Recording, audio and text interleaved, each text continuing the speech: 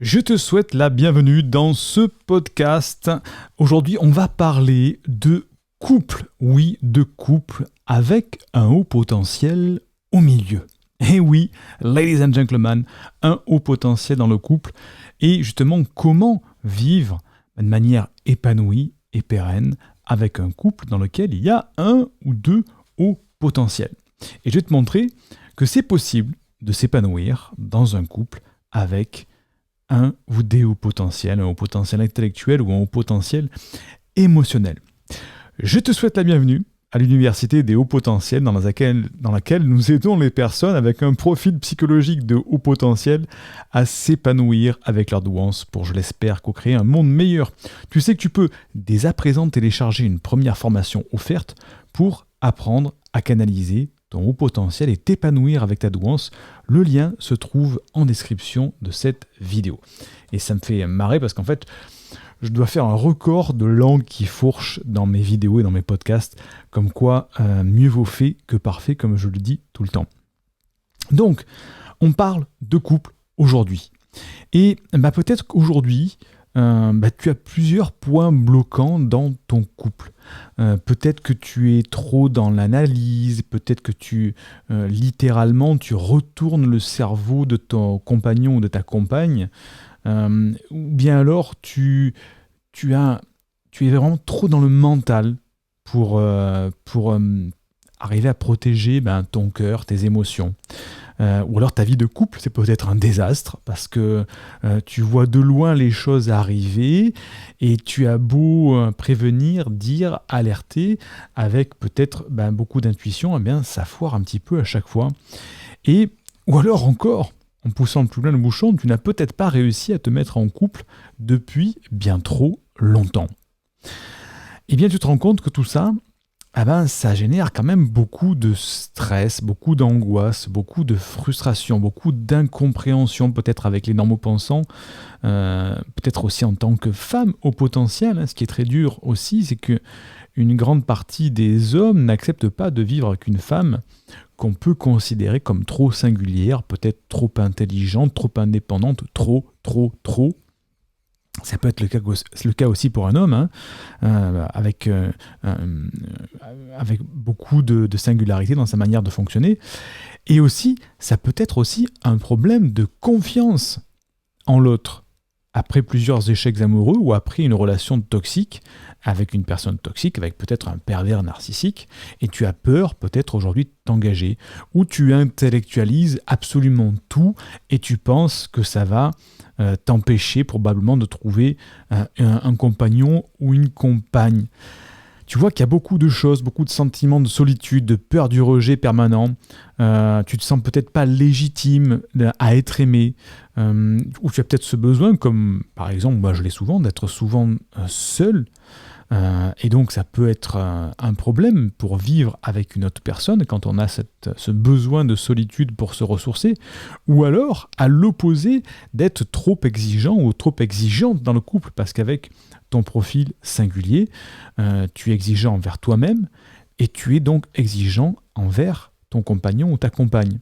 Et tu te retrouves peut-être actuellement totalement perdu émotionnellement. Tu as du mal à te faire comprendre, tout simplement.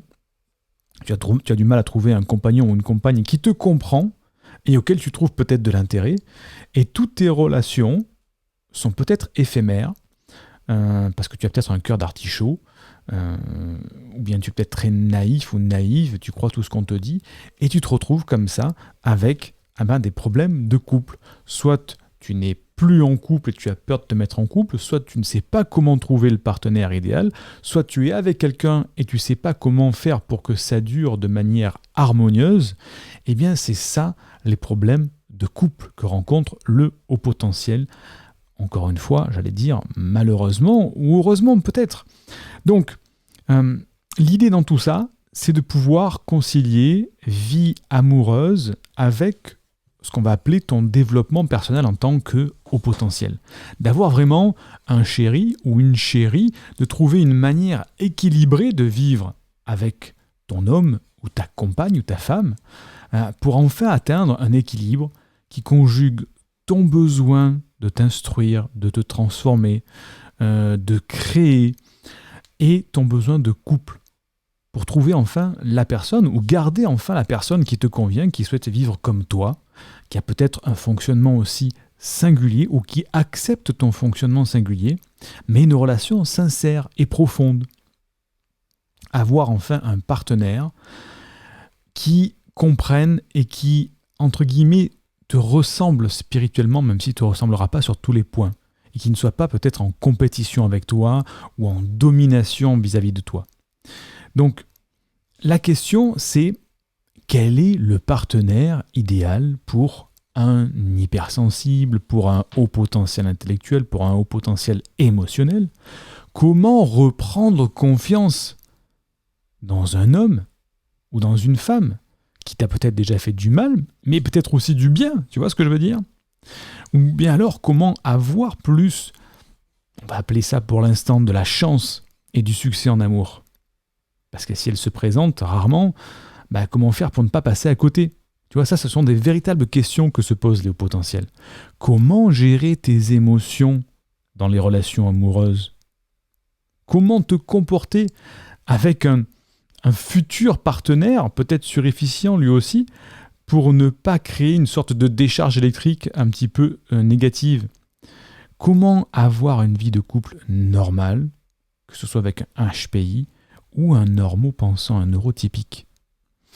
Tu vois que ça, cette peur de rejet, ne pas avoir la méthode pour vivre avec un normopensant ou un haut potentiel, d'expliquer, de se faire comprendre au niveau de sa spécificité, de son hypersensibilité, comment trouver ce qu'on appelle, de manière commune, l'âme sœur, comment séduire le garçon ou la fille, l'homme ou la femme. Tout ça sont des questions qui sont extrêmement récurrentes chez les hauts potentiels que j'ai en consultation tous les jours à l'université. Si c'est ton cas, je te rassure, tu n'es pas seul dans ces questionnements. Alors tu vas me dire, oui, effectivement, ce sont des questionnements qu'ont beaucoup de personnes normales. Donc, quel est le rapport entre le haut potentiel et le normopensant dans les problèmes de couple? Eh bien, il y en a certains. Beaucoup de problèmes se superposent, on pourrait régler les problèmes dans les deux profils, mais il y a certains cas où la spécificité du haut potentiel fait que c'est compliqué par sa manière de se remettre sans arrêt en question, de se questionner, de s'auto-dévaloriser, d'avoir peut-être eu des relations toxiques avec des personnes perverses dans le passé. Tout ça fait que cette construction du couple, elle est difficile à atteindre, d'autant plus lorsqu'on sait qu'un haut potentiel, qu'il soit HPI ou HPE, a une vision idéalisée du couple. Pour le haut potentiel, et je parle en connaissance de cause, le couple, ça représente un idéal que l'on veut atteindre. C'est, entre guillemets, le monde des bisounours, le monde des princes et des princesses. On se le représente un petit peu comme ça. Un couple, ça doit être sacré chez le haut potentiel. Et c'est là que justement, ça devient compliqué quand on a beaucoup d'exigences. Donc, tu vois, c'est un sujet extrêmement profond, extrêmement compliqué, extrêmement dur. Et c'est la raison pour laquelle j'ai décidé, au lieu de faire une vidéo de quelques minutes, d'en faire une masterclass complète dans laquelle je vais avoir le temps de t'expliquer tous les tenants, les aboutissants et surtout de te donner toutes les solutions ou de te proposer des solutions à appliquer, à tester chez toi pour toutes les étapes de ton couple. Et on va voir les 3 grandes étapes dans cette masterclass, qui est étape numéro 1, comment reprendre confiance dans ton compagnon, dans ta compagne qui t'a déjà peut-être fait du mal, comment ne plus avoir peur d'être rejeté aussi, ça c'est la première étape. Deuxième étape, comment trouver le partenaire. Donc je te rassure, on ne va pas faire des cours de drague, c'est pas l'idée de faire des cours de drague, quoique je pourrais en donner, mais c'est pas le but là-dedans. C'est plutôt comment faire pour trouver ton âme sœur, comment séduire le garçon ou la fille dont tu es amoureux. Quel est le partenaire idéal pour un hypersensible, comme je te disais tout à l'heure, ou un haut potentiel. Comment justement avoir cette accroche qui est totalement différente d'un normopensant. Donc là, il y a beaucoup de choses, ça va être le cœur justement de cette masterclass dans laquelle je vais te donner beaucoup de conseils issus à la fois de mon expérience, mais aussi issus à la fois de l'expérience que j'ai en tant que thérapeute et que coach lorsque j'accompagne des hauts potentiels qui ont des problèmes de couple. Et je peux te rassurer, c'est à tout âge. Autant chez des personnes jeunes, 20, 25 ans, que la dernière personne que j'ai eue, elle avait, je crois, plus de 65 ans, avec des problèmes de couple, parce qu'on peut avoir une vie amoureuse et même sexuelle, puisqu'on va en parler aussi, à un âge plus avancé lorsqu'on est au potentiel et qu'on se découvre. Donc ça, c'est la deuxième étape. Première étape, reprendre confiance. Deuxième étape, trouver le partenaire. Et troisième étape, comment maintenir un couple harmonieux. Ben oui, comment faire lorsque une des deux personnes seulement a un profil haut potentiel et pas l'autre? Comment faire lorsqu'il y a deux hauts potentiels dans le couple? Il y a des manières de maintenir un couple harmonieux, mais il y a certaines spécificités. Parce que c'est pas évident du tout lorsqu'on a à la fois deux profils différents ou deux profils vraiment singulièrement identiques, parce qu'il peut y avoir des forces de répulsion. Bref, c'est un mécanisme psychologique que je t'expliquerai dans la masterclass qui va avoir lieu dimanche prochain, ce sera je crois le 18 avril à 20h heure de Paris, dans laquelle je t'expliquerai tout ça et je te donnerai les solutions pratiques à mettre en place. Donc, 3 étapes, reprendre confiance, trouver le partenaire et maintenir un couple harmonieux. Une spécificité pour cette masterclass, c'est que c'est une masterclass qui est privée. C'est-à-dire que l'accès ne sera pas disponible pour tout le monde et ça sera avec un investissement pour pouvoir obtenir un billet d'entrée à cette masterclass virtuelle. Parce que c'est vraiment, il va y avoir beaucoup de contenu vraiment de qualité, des méthodologies, de l'expertise, et donc tout ça, on ne peut pas à un moment laisser tout ça entre guillemets gratuit, parce que ça serait vraiment dévaloriser toute la valeur qu'il y a derrière ces conseils, cette expertise, et les conseils que j'ai donnés déjà à plusieurs, je crois, j'ai l'impression de me la péter, mais à plusieurs milliers de personnes. Aujourd'hui, on a dépassé les 5000 élèves à l'Université des hauts potentiels. Donc voilà, ces conseils-là ont une valeur et je sais que pour les appliquer, il faut que ça ait une valeur pour toi aussi. Je suis désolé, mais un conseil gratuit a beaucoup moins de valeur qu'un conseil pour lequel on a investi une certaine somme. C'est pour ça que cette masterclass, elle sera payante. Il y aura un billet payant, comme quand si tu allais voir une conférence, sauf que là, ça va être un petit peu plus pratico-pratique. Hein. Tu ne vas pas me regarder gesticuler pendant 1 heure, surtout avoir des conseils pratiques.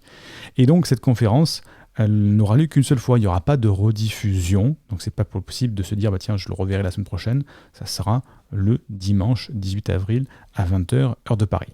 Donc aujourd'hui, ce soir, au moment où tu écoutes la vidéo, si tu l'écoutes en direct, donc nous sommes le mardi 13, il n'y a peut-être pas encore de lien sous la vidéo, il y sera sûrement demain, mercredi, donc si tu veux réserver ta place, il faudra réserver ta place, comme dans un événement en live. Et le lien sera sous la vidéo. Et ne t'inquiète pas, si tu es inscrit à notre newsletter, eh bien, tu recevras un mail dans lequel tout sera indiqué pour réserver ton billet. Par contre, notre logiciel de conférence, et c'est pas du blabla, c'est pas pour mettre de la rareté quoi que ce soit, n'accepte que 500 personnes. Donc, je dis ça, je dis rien.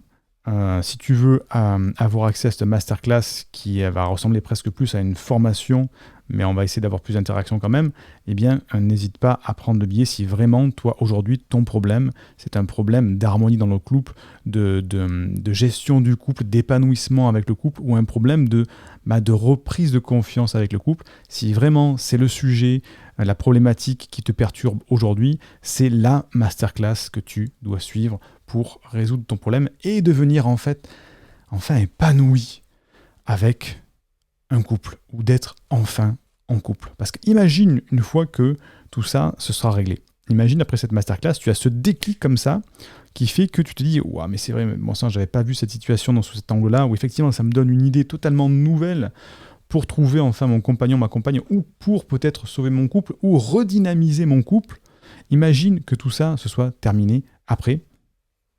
Qu'est-ce que tu vas pouvoir faire après, t'imagines, dans ton couple? Peut-être que tu vas pouvoir relancer cette flamme qu'il n'y avait peut-être pas, ou tu vas peut-être pouvoir enfin envisager de faire quelque chose avec ton partenaire ou ta partenaire que tu vas découvrir, que tu vas draguer peut-être, qui sait. Bref, C'est vraiment une transformation que je voudrais t'apporter ce week-end, ce dimanche 18 avril, dans cette masterclass, parce que le couple, moi tu sais que ça fait, je crois que ça va faire 20 ans maintenant que je suis en couple avec ma femme, c'est le cas de le dire, et mes 2 enfants. On a un couple, on va pas se cacher, qui est relativement harmonieux, parce que rester 20 ans ensemble, et surtout qu'on a l'habitude de travailler ensemble, donc on se voit quasiment presque 24 heures sur 24 ensemble, eh bien oui, on peut trouver des solutions pour être heureux et encore s'aimer au bout de 20 années de vie commune et de plusieurs années de vie commune, 24 heures sur 24 avec 2 enfants qui sont scolarisés à la maison. Donc tu vois que là, j'augmente le challenge du couple épanoui. Donc si j'y suis arrivé avec l'aide de ma femme, bien sûr, et de mes enfants aussi, tu peux le faire aussi. Et peut-être que tu vas pas te dire, moi aussi, je vais rester 20 ans avec la même personne, ou peut-être que je vais pas vivre 24 heures sur 24 avec la même personne en travaillant à côté, avec les amants, les enfants plus à la maison. Mais peut-être que moi, dans mon couple tout simple, de petits au potentiel, les conseils de Siegfried vont peut-être pouvoir m'aider pour arriver à harmoniser tout ça. Donc voilà, c'est pour te dire que c'est pas de mon chapeau de magicien que je vais sortir tous ces conseils, c'est vraiment du vécu, du pragmatique, et aussi de mon expérience de coach, de thérapeute, comme je te disais tout à l'heure, où effectivement, c'est pas pour rien que chez moi, ça dure un petit peu plus longtemps que dans d'autres couples qui divorcent au bout de 2 ans, parce que il existe des outils, il existe des méthodologies, il existe des approches, il existe une manière de penser, de faire, de parler, pour que ton couple, ta relation soit harmonieuse. Et ça, bien sûr, on ne nous l'apprend pas à l'école. Je peux le dire maintenant parce qu'on est avancé dans le podcast, mais on ne nous l'apprend pas à l'école. Donc, au bout d'un moment, si on se regardait un petit peu les statistiques au niveau des couples en France, on se dirait, mais tiens, est-ce que ça serait pas intéressant peut-être d'en toucher quelques mots à nos enfants à l'école de comment faire pour avoir un couple épanoui. Bref, vu que c'est pas fait, c'est pas grave. L'Université des hauts potentiels le fait à la place de l'État. On va pas lancer de mots polémiques.